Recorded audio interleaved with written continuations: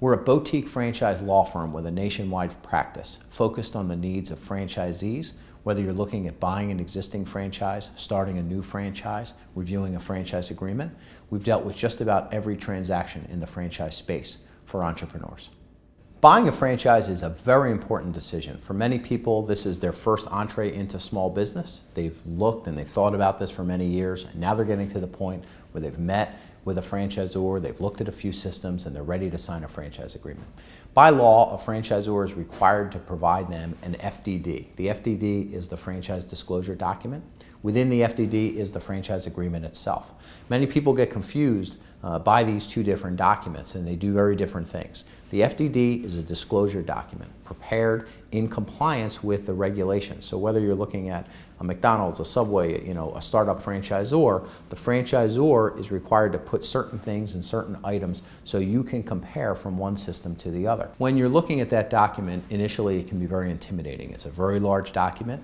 It starts with the disclosure requirements in the front end that's laid out in a very uniform manner.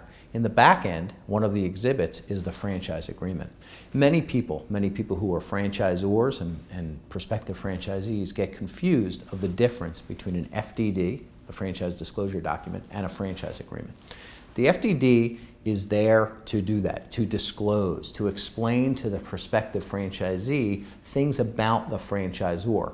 But keep in mind, that's not the contract, that's not the agreement that you're signing. The franchise agreement that's in the back of the FDD is what you actually sign. So we sort of reverse the process. When clients come to us, we'll read the franchise agreement, we'll go through that in a couple-hour process, page by page, clause by clause.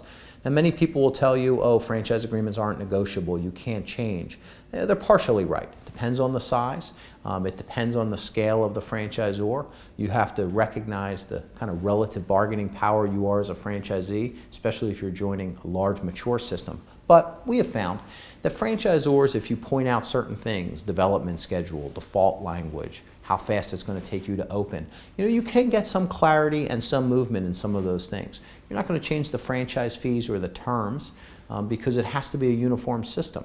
You have to think of the franchising relationship as franchisee, franchisor, and the system itself. So you're joining a system. The strength of the franchisor is just as important to your investment. We never charge for an initial consultation. We welcome to have that call with you to understand what your goals are, what your aspirations are of becoming a potential franchisee.